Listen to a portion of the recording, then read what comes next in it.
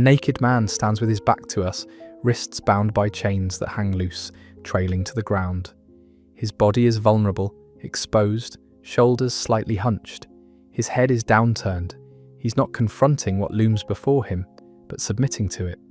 Something massive and grotesque rises in front of him, and to his side, a monstrous form emerging from shadowy, organic matter that isn't quite flesh. The creature faces him, its presence overwhelming. The man doesn't fight, he doesn't flee, he doesn't even look up. And here's what makes it truly devastating. The chains aren't even attached to anything. They simply lie there on the ground. He could walk away, but he doesn't. He simply stands there powerless, head bowed in the presence of the thing that binds him. This is The Feeling of Dependence by Sascha Schneider, first painted in 1894 and then revisited in 1920. The earlier version, created in chalk, charcoal and paint on cardboard, has a rawer, more immediate quality.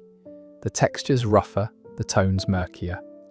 The 1920 version refines the composition while maintaining the psychological intensity, suggesting this theme haunted Schneider across decades. It's one of the most psychologically raw images in symbolist art, and once you understand what Schneider was portraying and what he was living through, the painting becomes even more devastating. Sascha Schneider should be famous. At the beginning of the 20th century, he was one of Germany's most respected artists. Born Rudolf Karl Alexander Schneider in St. Petersburg in 1870, he moved with his family to Zurich and then to Dresden after his father died. He studied at the Dresden Academy of Fine Arts starting in 1889, showing exceptional talent early on. By 1904, he'd been appointed professor at the prestigious Weimar Saxon Grand Ducal Art School. He received aristocratic commissions, exhibited widely, and became the cover illustrator for Karl May's wildly popular adventure novels, books that sold millions and were admired by figures as far apart as Albert Einstein and Adolf Hitler. Schneider was successful, celebrated, and homosexual at a time when such inclinations were punishable under German law. For him, discovery would mean prison, public disgrace, and career destruction. Unfortunately, he lived with another painter who eventually began blackmailing him, threatening to expose his sexuality unless he paid him out. Sascha instead fled to Italy and continued his work, but gradually he was forgotten. By the time he died in 1927 from a diabetic seizure during a ship voyage, his fame had already faded. Today, if he's mentioned at all, it's usually in reference to his work for Karl May's books. His paintings, powerful, psychologically complex works of symbolist art, remain largely unknown, at least to the general public, even in Germany.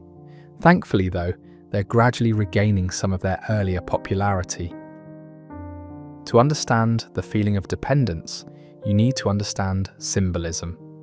This art movement flourished in the late 19th century as a reaction to realism and impressionism. While those movements focused on depicting the visible world, symbolists wanted to paint the invisible. Think emotions, dreams, psychological states, and spiritual experiences. Symbolist paintings don't explain themselves. They're meant to evoke rather than illustrate, and to suggest rather than to define. The images are dreamlike, often disturbing, dealing with themes like death, illness, desire, and inner turmoil. Artists like Schneider visualized what couldn't be put into words, the darkness of the human psyche, the weight of emotional states that crush from within. And in this approach, Schneider was a master. His work combined technical skill with psychological insight, creating images that feel like they've been pulled directly from someone's nightmares, or worse, from lived experience. The naked man stands just off-center, his back to us. This positioning is significant. He's vulnerable, he's exposed. His body language communicates defeat. Not the dramatic collapse of someone in the middle of losing a fight, but the quiet exhaustion of someone who's already lost. Chains wrap around both wrists, binding him. But look closely. These chains aren't attached to anything. They hang loose, the ends simply lying on the ground. This detail is crucial and makes the image even more psychologically devastating. He's not being physically restrained. He could theoretically walk away, but he doesn't. The chains represent something more insidious than physical bondage. They're the weight of psychological dependence, the invisible tethers that hold us in place even when nothing external prevents our escape. The creature is the painting's most disturbing element. Massive and hulking, it rises from the ground in a grotesque fusion of darkness and flesh, unmistakably human in shape, yet distorted and half-merged with the earth itself. Its arms sweep outward in an almost embrace-like gesture, but there's nothing tender about it. The limbs encircle the man completely, cutting off every possible escape route, as if the creature is not only imprisoning him, but claiming the very space he occupies. And what makes it truly unsettling is that this isn't an abstract monster, it's humanoid. The face, though warped, is eerily human. Blank, mask-like, the eyes staring upward at the man. They are unblinking, devoid of emotion, yet filled with presence, suggesting that the horror here isn't some external evil at all, but something deeply, intimately human, perhaps even a reflection of the man himself. Is it a monster? Or is it something more abstract, perhaps the physical manifestation of more oppressive psychological forces? Schneider leaves it ambiguous. The form is just clear enough to be recognized as a presence, yet vague enough to represent anything that traps and dominates. The background, meanwhile, is pale and almost ethereal, washed out beiges and greys that offer no comfort. It isn't the dramatic darkness you might expect, but something worse, a void of colour, of life, of hope. Beyond the creature's hulking form, there is nothing. No land, no horizon, no escape route. The emptiness is absolute. The colour palette reinforces this bleakness. The man's flesh is pallid, drained of vitality, while the creature is rendered in dark browns and murky tones that stand in harsh contrast to the faded background. Everything feels exhausted and depleted, trapped not by darkness, but by an oppressive absence of life itself. The title tells us this is about dependence, that feeling of being bound to something you can't escape, something that may be destroying you, yet still exerts an irresistible pull. There are multiple layers of interpretation. On one level, it speaks to addiction, any form of dependency that chains us while pretending to offer comfort. The man doesn't resist his captor. He stands before it in a state of quiet surrender, drawn toward it even as it consumes him. On another level, it is achingly personal. Schneider lived under the shadow of criminalization and blackmail. His homosexuality made him a target for persecution under Germany's Section 175, forcing him to navigate a world that demanded silence about who he was. The chains may symbolize those external constraints, the moral and legal structures that bound him, while the looming creature represents the ever-present threat of exposure and ruin. But the monster's organic human form complicates things. It might represent nature itself, the very essence that defined him, which society twisted into something monstrous. In that sense, the man isn't just a victim of external oppression. He's imprisoned by his own being. His dependence is both innate and imposed. He's chained by the nature he cannot deny, and by the world that refuses to accept it.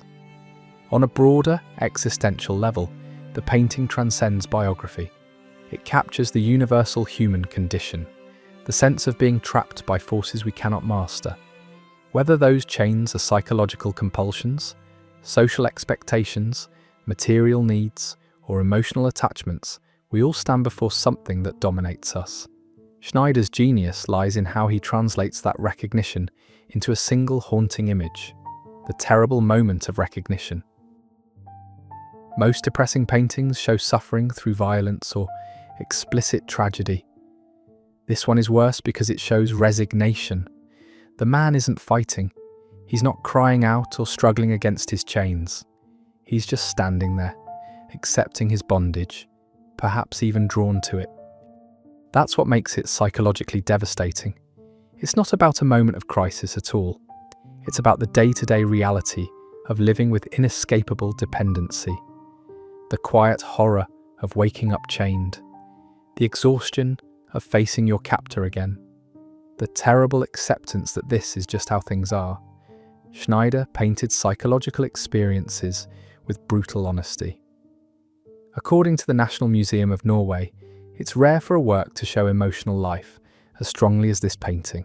The naked man shows all his vulnerability, turning away from us, yet seemingly drawn toward the beast. The chains symbolize dependence in its most visceral form. After World War I, tastes changed. Symbolist art fell out of favor. Schneider's openly homoerotic work became even more controversial as political tensions rose and conservative forces gained power. By the time of his death in 1927, he'd faded from public consciousness. His paintings survived, scattered across collections, but his reputation didn't. The man who once held prestigious university positions, whose work inspired writers and fellow artists, became a footnote. When people encountered his illustrations for Karl May's books, they rarely knew anything about the artist behind them. The feeling of dependence survives as a testament to what Schneider understood about human psychology, that sometimes the things binding us are invisible to others, that dependence can be both prison and compulsion, that the monsters we face often grow from the same darkness that surrounds and penetrates everything. Stand in front of this painting, and you're not just looking at skillful symbolist technique.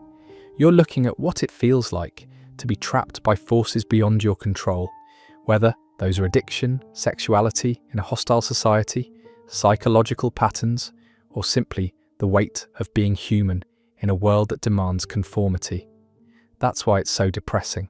Not because it shows something terrible happening, but because it shows the quiet, everyday horror of being bound to something you can't escape, of facing your captor day after day, of standing naked and chained before the darkness that defines your life.